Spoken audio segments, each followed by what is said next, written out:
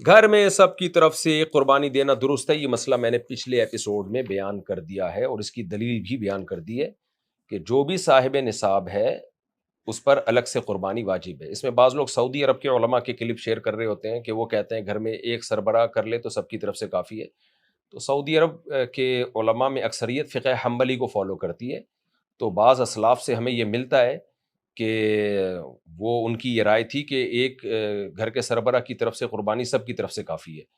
تو یہ بعض اسلاف کی رائے تھی، تو امام احمد ابن حنبل نے اسی رائے کو فالو کیا، اور سعودی عرب میں فقہ حنبلی رائج ہے تو وہ اسی رائے کو لیتے ہیں۔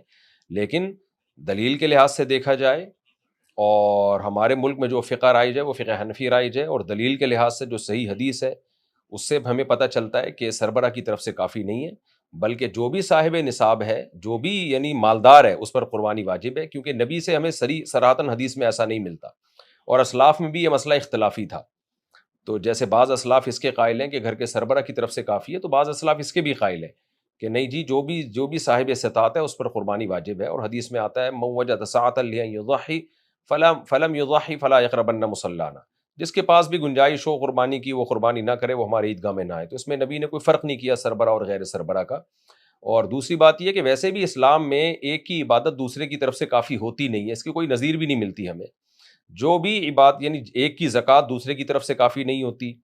ایک کا صدقہ دوسرے کی طرف سے کافی نہیں ہوتا، ایک کی نماز دوسرے کی طرف سے کافی نہیں ہوتی۔ تو ہر شخص پر اپنے طور پر عبادت کی ادائیگی واجب ہوتی ہے۔ ہاں، وکیل بن کے کر سکتے ہیں کہ بیوی پر قربانی لازم ہے، اگر اس کے پاس گولڈ ہے، مالدار ہے، تو وہ شوہر کو اجازت دے دے کہ آپ میری طرف سے قربانی کر دیں، پھر کافی ہو جائے گی، پھر وہ کرے گا تو بیوی کی قربانی ہو جائے گی، لیکن اپنی الگ کرنی پڑے گی اگر مالدار ہے، اور بیوی کی طرف سے الگ کرنی پڑے گی۔ اور ویسے بھی اسلاف کے دور میں عام طور پہ گھر کا جو سربراہ ہے وہی مالدار ہوتا تھا، بیوی بچے تو مالدار ہوتے ہی نہیں تھے، ان کے پاس عام طور پر اتنا کچھ ہوتا نہیں تھا۔ لیکن آج تو عورت کے پاس گولڈ ہوتا ہے، پراپرٹی ہوتی ہے، تو اور پھر خواتین الگ سے جاب کر رہی ہیں، تو اس لیے جو بھی مالدار ہوگا، بیٹا بھی اگر بالغ ہے، اس کی جاب ہے، اس کی اتنی ارننگ ہے اور اتنا پیسہ اس کے پاس بچا ہوا ہے، جس کی میں پچھلے ایپیسوڈ میں ایپیسوڈ نمبر 1 میں ڈیٹیل بیان کر چکا ہوں، تو اس پر الگ سے قربانی لازم ہوگی۔ حصے کے جانوروں میں پائے کیسے تقسیم کریں؟ یہ بڑا ایک پھڈا ہوتا ہے جی پائے کا، کہ 4 پائے ہیں اور 7 حصے دار ہیں، تو آپس میں مل کے ڈیوائڈ کر لیں، اس کو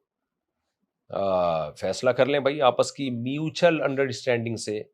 کہ ان بھائی صاحب کو تھوڑا گوشت زیادہ دے دو اور پائے ہم زیادہ رکھ لیتے ہیں، اور جس کو پائے کا شوق ہے اس کو گوشت کم دے دیں، پائے دے دیں اس کو۔ بعض لوگوں کو تو پائے کا شوق ہوتا ہی نہیں ہے، وہ کہتے ہیں نہیں بھائی ہم نے کیا کرنا ہے، پائے بنانا آسان کام تو نہیں ہے، تو آپس کی میوچل انڈرسٹینڈنگ سے جو بھی طے ہو جائے پائے اس کو دیے جا سکتے ہیں۔ قربانی کن لوگوں پر فرض ہے؟ یہ میں پچھلے ایپیسوڈ میں پوری ڈیٹیل بتا چکا ہوں کہ کتنا پیسہ ہو، 52.5 تولہ چاندی یہ نصاب ہے، وہ بتا چکا ہوں میں۔ قربانی واجب ہے یا سنت؟ قربانی جمہور کے نزدیک سنت مؤکدہ ہے، اور سنت مؤکدہ بھی واجب کے قریب قریب ہی ہوتی ہے،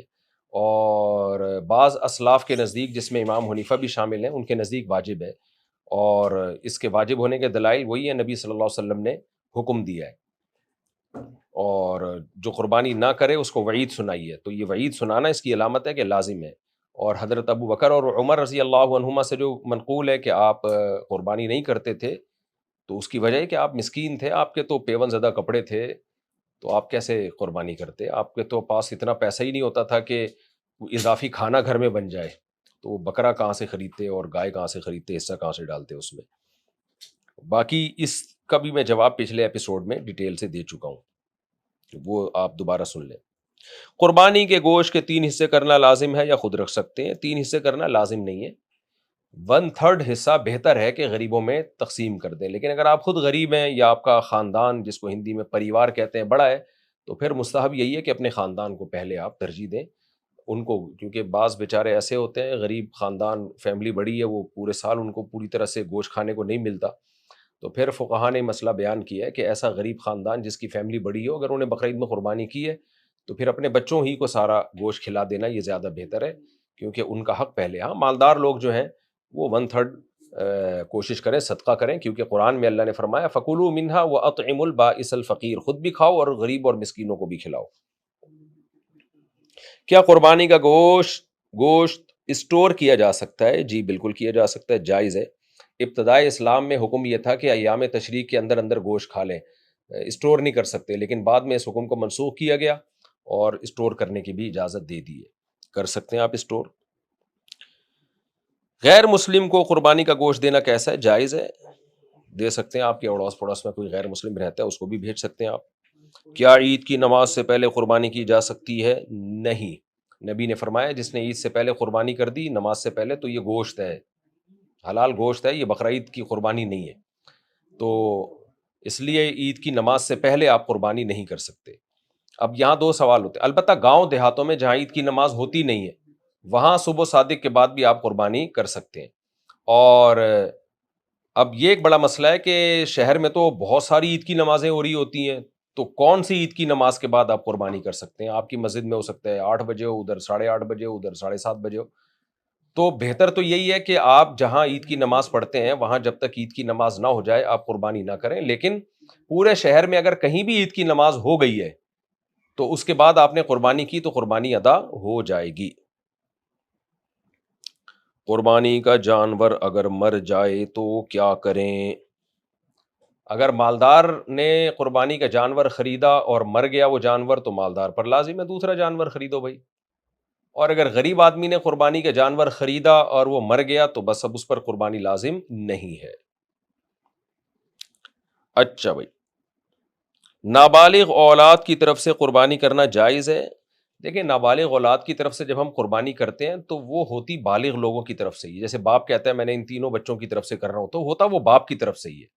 بس وہ ایک الفاظ ہوتے ہیں کہ ان تینوں بچوں کو بھی ہم گویا ثواب میں شریک کر رہے ہیں، تو ورنہ نابالغ کی طرف سے نہیں ہوتی، ہوتی بالغ کی طرف سے ہی ہے قربانی۔ بھینس کی قربانی سے متعلق ضروری پیغام تو آپ نے ایسا لکھا ہے جیسے کوئی انڈیا کو آپ پیغام دینا چاہ رہے ہیں یا کوئی یونائٹڈ نیشن کی طرف سے کوئی پیغام آیا نیا۔ یوں کہیں کہ بھینس کی قربانی کیوں جائز ہے؟ بھینس کی قربانی جائز ہے، اس پر امت کا اجماع رہا ہے، اب بعض اہل حدیث حضرات نے اس میں اختلاف کیا، لیکن ماضی کے جو اہل حدیث ملتے ہیں وہ بھی جائز سمجھتے تھے، ماضی میں جو اہل حدیث تھے تو ان کی کتابوں میں بھی اس کا جواز لکھا ہے، اس کے جواز پر اجماع ہے، اور اجماع کی وجہ کیا ہے، اس کی لاجک کیا ہے کہ بھینس کو گائے کی قسم میں داخل کیا گیا ہے۔ اب یہاں پر ہو سکتا ہے کسی ڈاکٹر کو اعتراض ہو کہ میڈیکلی تو بھینس اور گائے کی جنس الگ ہے، دیکھو شریعت میڈیکل کو نہیں دیکھتی، شریعت یہ دیکھتی ہے کہ گائے کی قربانی جن وجوہات پہ جائز ہے وہ تمام کے تمام وجوہات بھینس میں بھی پائی جاتی ہیں۔ گائے دودھ دیتی ہے، گائے گھاس کھاتی ہے، جگالی کرتی ہے اور نسل کے لیے رکھا جاتا ہے اس کو، اور سب سے بڑی بات یہ کہ چوپایا ہے اور گھریلو ہے، یعنی پالتو جانور ہے، جنگلی نہیں ہے، تو بھینس میں بھی یہ ساری چیزیں گائے والی پائی جاتی ہیں۔ ٹھیک ہے اس کی ایک الگ نوعیت کی وجہ سے اس میں بہت ساری کوالٹی اس سے گائے سے الگ ہے، لیکن شریعت اتنی پیچیدگیوں میں نہیں جاتی، تو اہلی ہے، یعنی اہلی کا مطلب وحشی نہیں ہے، تبھی آپ دیکھیں جو جنگلی گائے ہے اس کی قربانی جائز نہیں ہے، جنگلی جانوروں کی قربانی نہیں ہوتی، تو اس لیے بھینس کو لاحق کیا گیا ہے گائے کے ساتھ، یعنی الگ سے اس کے لیے نس نہیں ہونی چاہیے، نس کی ضرورت نہیں ہے، گائے کی جواز کی جو دلائل ہیں تو بھینس کو گائے ہی کی قسم میں شرعی طور پر شامل کیا گیا ہے، تو ہمیشہ سے اس کی قربانی کو علماء فقہا جائز کہتے رہے ہیں، جاموس عربی میں کہتے ہیں بھینس کو، تو اس کے اب ٹھیک ہے بعض اہل حدیث نے اس میں اختلاف کیا ہے، وہ ان کا اپنی ذاتی رائے ہے، لیکن ایک مسئلے پر جب اجماع ہو جاتا ہے تو اس سے اختلاف کی پھر اجازت نہیں ہوتی۔